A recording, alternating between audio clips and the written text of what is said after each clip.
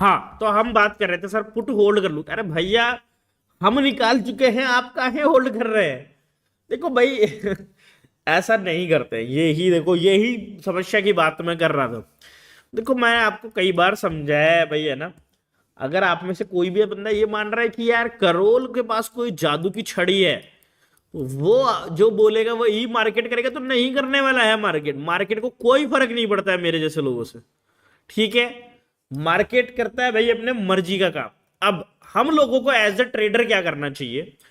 हमको क्या करना चाहिए मार्केट में? भाई अपने को पता है कि हम 10 बार ट्रेड लेंगे। आज कौन सा टॉपिक पढ़ा रहे हो, ध्यान से सुनो, ये सबसे इंपॉर्टेंट टॉपिक है मार्केट का। सबसे पहली चीज, हमेशा बिलीव करके चलो कि चाहे आप कितने भी ज्ञानी हो जाओ, पर प्रोबेबिलिटी से ज्यादा आप जीत नहीं सकते हो भाई। आप 100% आप कभी भी करेक्ट हो ही नहीं सकते। अगर आप सोचते हो किसी भी अपने दिमाग के कोने में, दिल के कोने में, कि यार मैं 100% करेक्ट हो जाऊंगा, मैं फोड़ दूंगा, दुनिया में मेरे से बड़ा कोई नहीं है, और मेरे को सारा सीख लिया हूं, मैं एसएमसी सीख लिया हूं, मैं आईसीटी सीख लिया हूं, मैं फलाना सेटअप सीख लिया हूं, मैं एमएमसी सीख लिया हूं, कुछ भी सीख लो आप, X Y Z A B C D, सारी चीजें सीख लो मेरे भाइयों। बट आप हमेशा प्रोबेबिलिटी के हिसाब से भाई, 10 में से आप मान के चलो भाई 6-7 बार से ज्यादा सही हो ही नहीं सकते, कोई सा चीज कर लो आप। ठीक है, अगर आप हो जा रहे हो तो फिर आप भाई मतलब यानी एक नेक्स्ट लेवल, मतलब आप नॉन बायोलॉजिकल, वो जो होता है ना, वो मोदी जी बोल रहे थे, वो ह्यूमन बन गए हो, मतलब यानी भाई आप भगवान का रूप हो फिर भाई, है ना।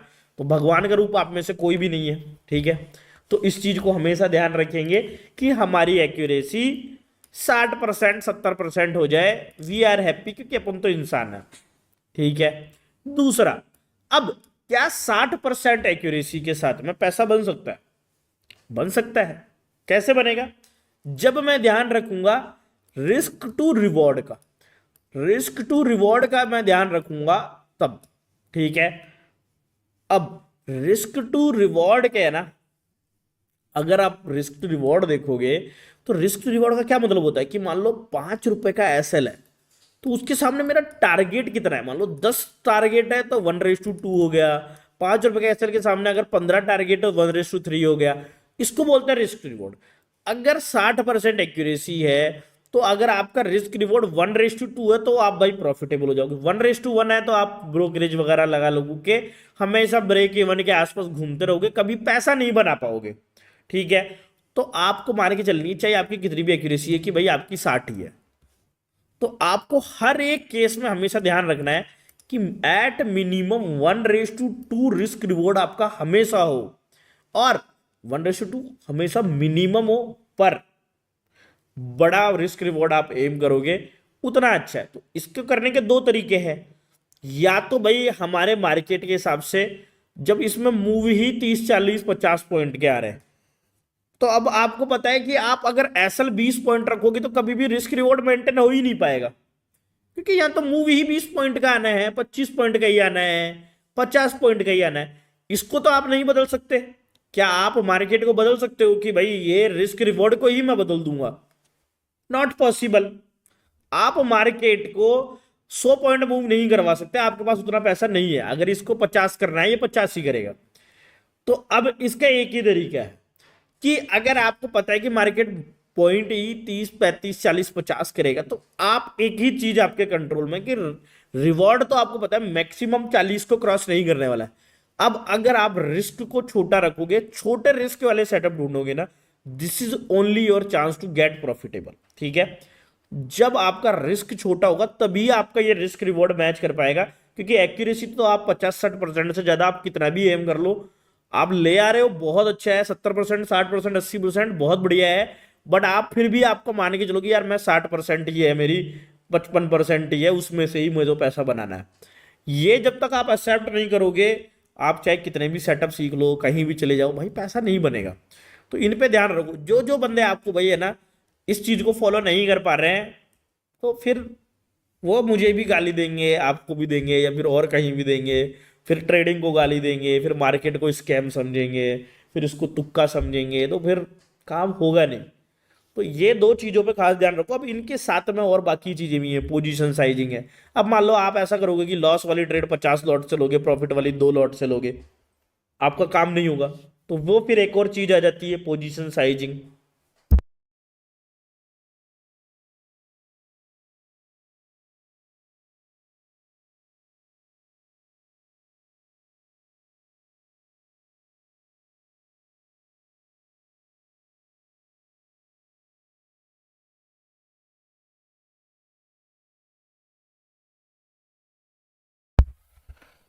सर हाँ, फिर आ जाता है भाई, देखो दो चीजें मैंने क्या समझाई मेरे भाइयों आपको। देखो मार्केट साइडवेज है तब तक मैं समझा रहा हूं, और भैया ना गोल्ड की ट्रेड अपनी चल है ना। तो पहली चीज क्या समझाई, मार्केट में प्रोबेबिलिटी काम करती है, और आप 60% से ज्यादा एक्यूरेट होने की मत सोचो। दूसरा मैंने आपको क्या समझाई कि रिस्क टू रिवॉर्ड। अब आपको पता है रिवॉर्ड आपका 35-40 पॉइंट से बड़ा रहा ही नहीं है इंडियन मार्केट में, दे ही नहीं रहा मूव, तो आप उससे ज्यादा ले नहीं पाओगे, उसको समझ के चलो। तीसरी चीज, अब आपको क्या समझना है, पोजीशन साइजिंग को समझना। पोजीशन साइजिंग होता क्या है भाई, है ना यार, 50 बार सुन लिया पोजीशन साइजिंग कर लो, ये कर लो, वो कर लो, है ना, 50 बार ये बातें सुन ली, अब आपको तो समझ में ही नहीं आ रहा पोजीशन साइजिंग क्या है। तो पोजीशन साइजिंग का क्या मतलब होता है, पोजीशन साइजिंग का मतलब होता है कि आप अगर मान लो एक ट्रेड ले रहे हो, एक ट्रेड में आपने क्या किया, हो गया ना कनेक्ट, वहां जाके देखोगे तो चल जाएगा। वहां पे सिग्नल आएंगे, एक्चुअली ये उधर का वाईफाई है, उधर से भी नहीं चल रहा, क्या वो क्या आ रहा है, इंटरनेट से कनेक्ट करने के बाद मेरा इंटरनेट आ जा रहा है। वाईफाई चालू है पर नेटवर्क नहीं आ रहा उसमें। गजब बेइज्जती है यार ये तो। बताओ, ये तो ऐसा कर रहा है भाई, इंडियन मार्केट टाइप है।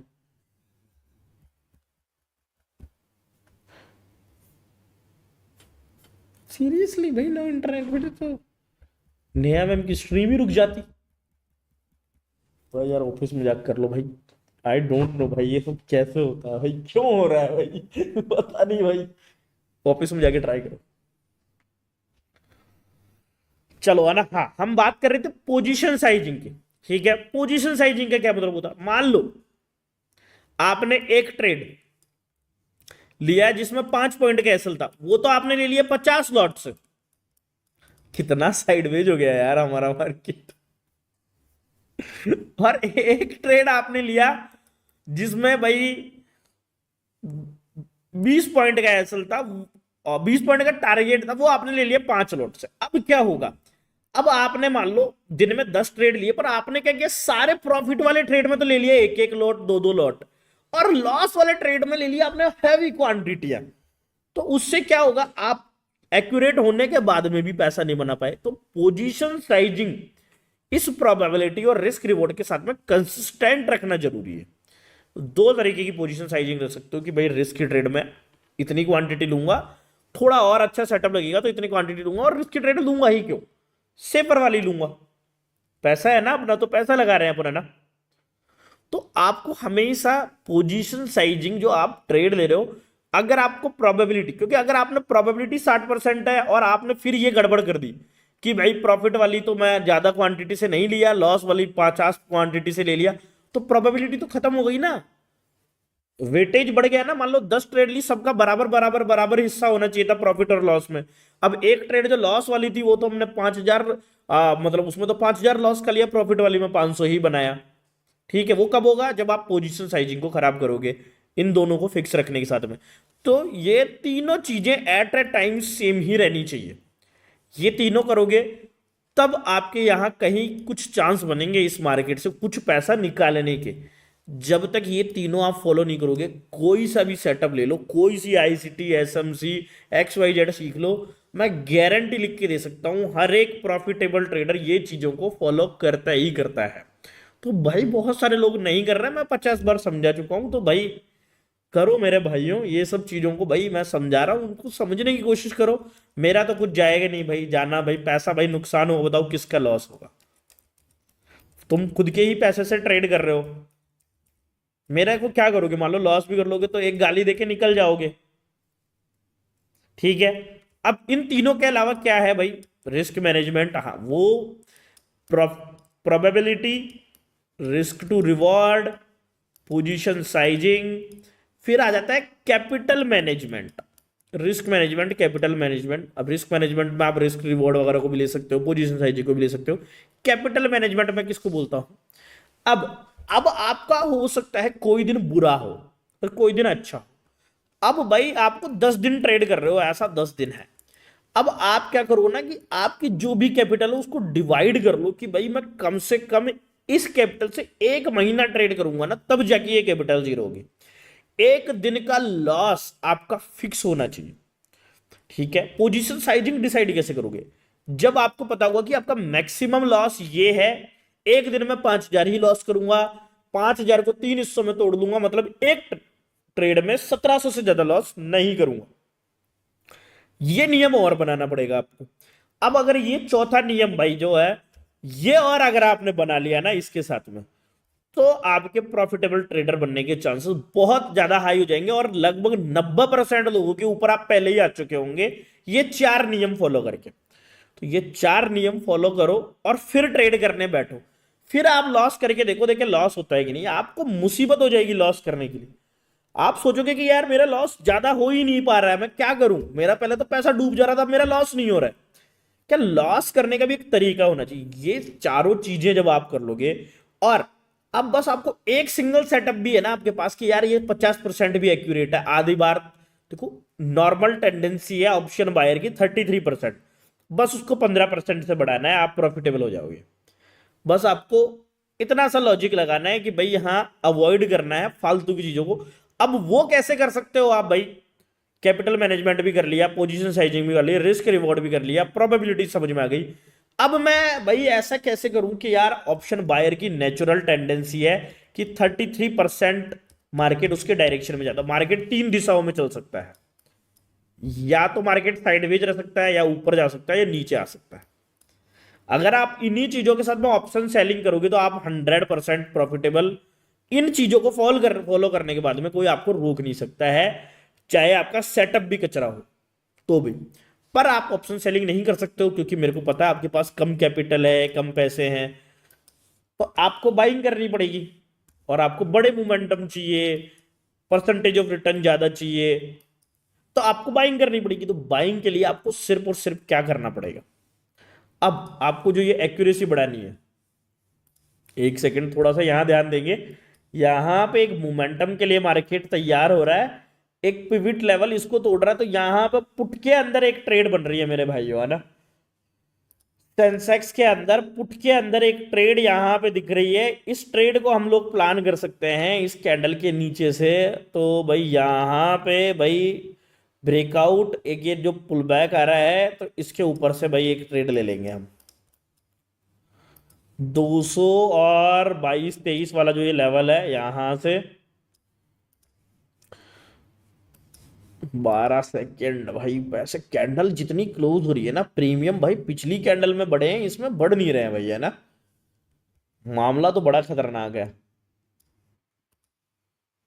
यहां कहीं तक आना चाहिए। चलो 222 के लेवल पे ध्यान रखते हैं, इसके ऊपर निकलेगा। देखो यहां पे प्रीमियम में कैंडल बहुत बदतमीज बनी है भाई इस कैंडल के मुकाबले। कहीं ना कहीं मार्केट भाई है तो बदमाशी पूरी। चलो एक्टिव तो हो रही है ट्रेड अपनी, और ज्यादा बड़ा एम रखेंगे नहीं भाई, है ना। स्टॉप लॉस कितना रखेंगे? बस और बस भाई यहां पे भाई 7-8 पॉइंट का भाई एक रिस्क है। और गेन क्या हो सकता है अपने को?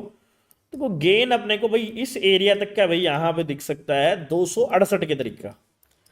पहले ही भाई यहां पे नीचे आके टच करने के लिए रेडी है भाई।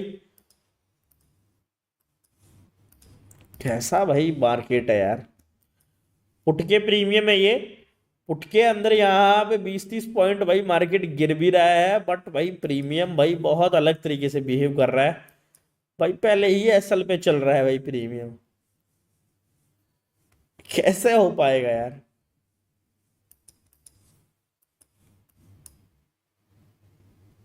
देखो इंडेक्स पे कितना प्यारा दिख रहा है वही चीज, और यहाँ पे देखो आप,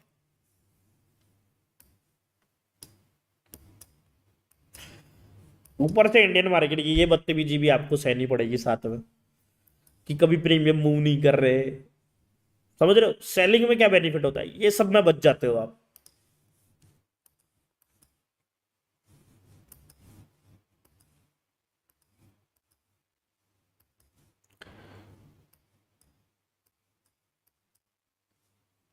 यार प्रीमियम तो बढ़ ही नहीं रहे हैं भाई यहाँ पे यार, ब्रेकडाउन में यार वहीं पे चल रहा है भाई पहले ही। देखो ये 8 8.5 पॉइंट से बड़ा ऐसा अपन में आप प्लान नहीं कर सकते। इसके नीचे अगर ये भाई ये देखो सरवाइव करेगा तो इसको रखेंगे नहीं अपन। यहाँ पे ट्रेड एक्टिविटी ये दिखा रहा है प्रीमियम के लेवल, और इसमें बहुत डिफरेंस दिख रहा है अपने को। और उसका टारगेट कहीं ना कहीं इस एरिया तक भाई 35 36 पॉइंट का मिनिमम होना चाहिए, लगभग 1:2। जो हम रिस्क रिवॉर्ड ले रहे हैं यहाँ पे, अब देखो मैं रिस्क रिवॉर्ड की बात कर रहा था। अब यहाँ पे जो रिस्क रिवॉर्ड बैठता है ना वो लगभग बैठता है 1:5 का। ठीक है, तो ऐसे रिस्क रिवॉर्ड वाले जब ट्रेड प्लान करोगे तो आपकी एक्यूरेसी 20% भी हो गई ना, 10% भी 1:5 के साथ में, तो आपका काम हो जाएगा। देखो रिस्क रिवॉर्ड वाला चार्ट आपको दिखाता हूँ, रिस्क रिवॉर्ड कैसे काम करता है। पर ये तो ट्रेड हमारे डायरेक्शन में नहीं जा रही मेरे भाई।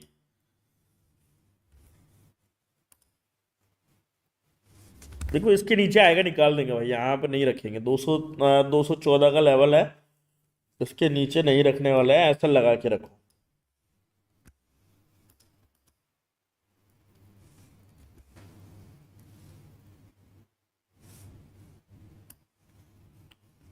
देखो रिस्क रिवॉर्ड रेशियो कैसे काम करता है, यहां पे आपको एक चार्ट दिख रहा होगा। अगर आप 1:5 का ट्रेड लोगे ना तो आपकी एक्यूरेसी अगर 20% भी होती है ना, यू आर इन प्रॉफिट। समझ लो 20% में भी आप प्रॉफिट, मतलब 4 बार गलत 1 बार सही। इसलिए रिस्क रिवॉर्ड पे मैं बहुत ध्यान देता हूं कि छोटे एसएल वाले ही ट्रेड प्लान करता हूं।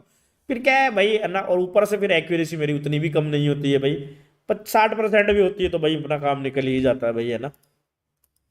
फिर ट्रेल करके और छोटे कर लेता हूँ एसएल्स। दिखते हैं भाई, है ना। 214 के लेवल पे ध्यान रखें यहाँ पे, एसएल के लिए 214 पे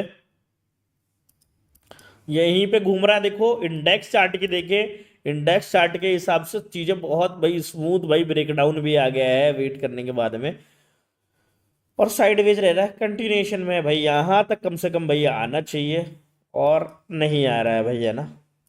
चलो भाई एक छोटा भाई 8 8.5 पॉइंट का एक एसएल अपने लिए।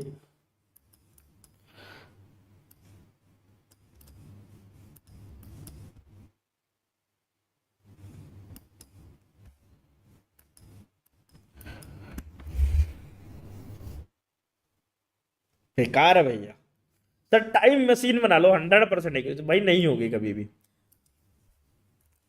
अब ऐसा रिस्क भी लेना पड़ेगा, देखो रिस्क भी लिया, क्या हुआ, कुछ नहीं मिला। हाँ तो हम बात कर रहे थे चौथी चीज के बाद में भाई, कि क्या बेसिक प्रोबेबिलिटी होती है एक भाई बायर के प्रॉफिटेबल होने की। देखो मार्केट 3 दिशाओं में जा सकता है, ऊपर जा सकता है, नीचे जा सकता है, साइडवेज हो सकता है। अगर आपने ऑप्शन है ना कि रो भाई एक्सेप्ट, मतलब हो गया है एसएल भाई, अब इसको क्या भाई डंका तो बचाएंगे नहीं भाई, एसएल हो गया, एसएल हो गया, दिख रहा है भाई वो तो।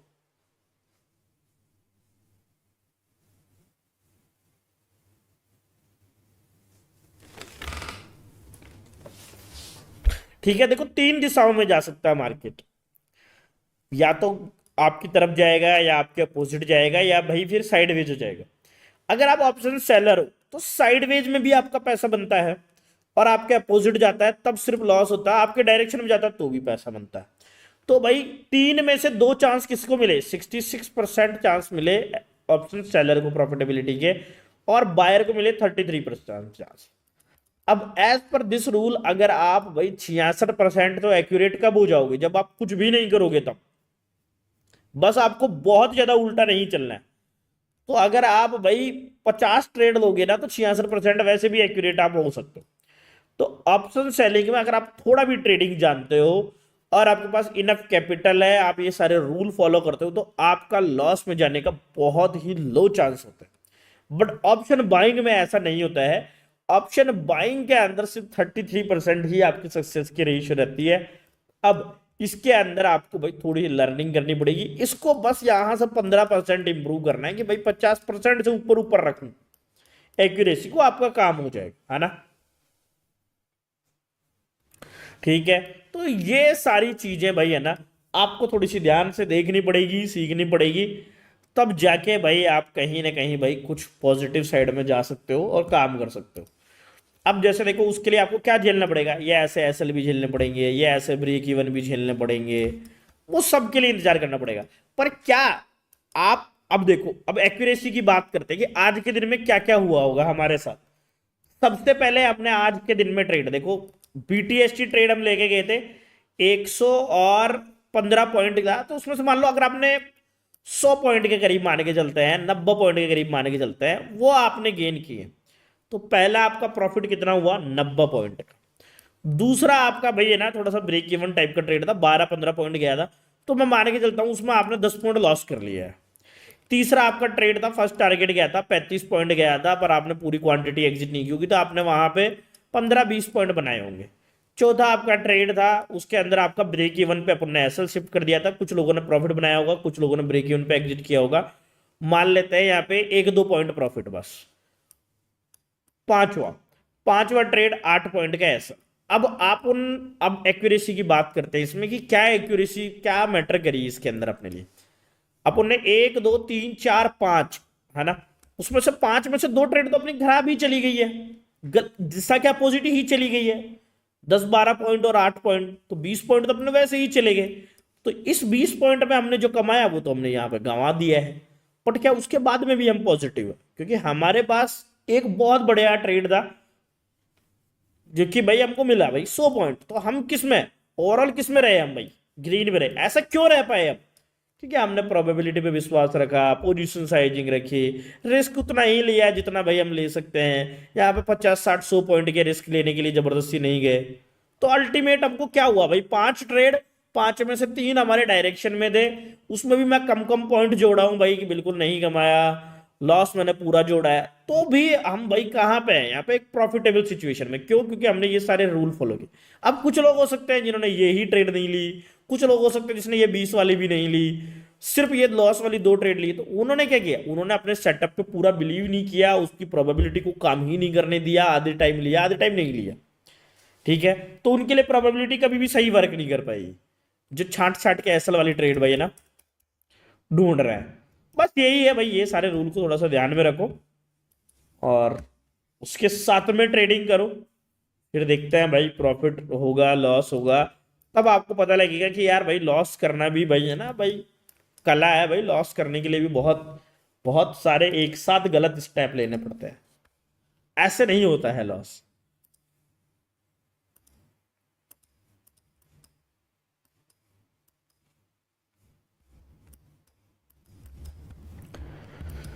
देखते हैं भाई, यहाँ पे इंडेक्स लेवल पे तो भाई बढ़िया ब्रेकडाउन आया था, पर यहाँ पे प्रीमियम में कोई मूव नहीं आया।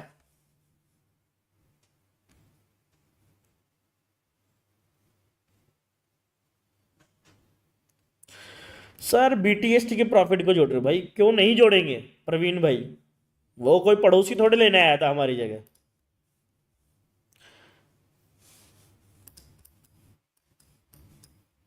ये सारे ट्रेड तो हमने ही लिए हैं ना।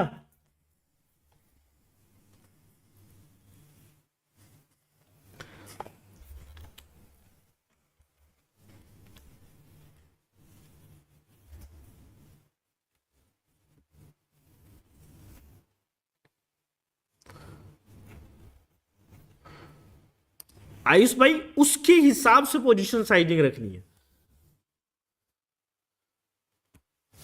एसएल नहीं लगाएंगे तो घर चला जाएगा। हाँ ये तो है भैया, एसएल नहीं लगाएंगे तो भाई, अब यार देखो अगर तुम एसएल ही नहीं लगाओगे तो फिर पोजीशन साइजिंग कहाँ से फॉलो कर लोगे रिस्क मैनेजमेंट कहाँ से फॉलो कर लोगे, वो तो करना ही पड़ेगा ना तुमको, तभी हो पाएगा।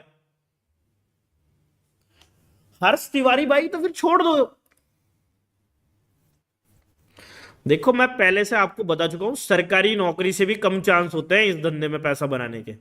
हाँ भाई, तो किसी गलतफहमी में मत रहो कि भाई सरकारी नौकरी के से भी कम चांस है तो भाई प्रॉफिट बनाना है, ऐसा तो नहीं है भाई, बहुत इजी होता होगा।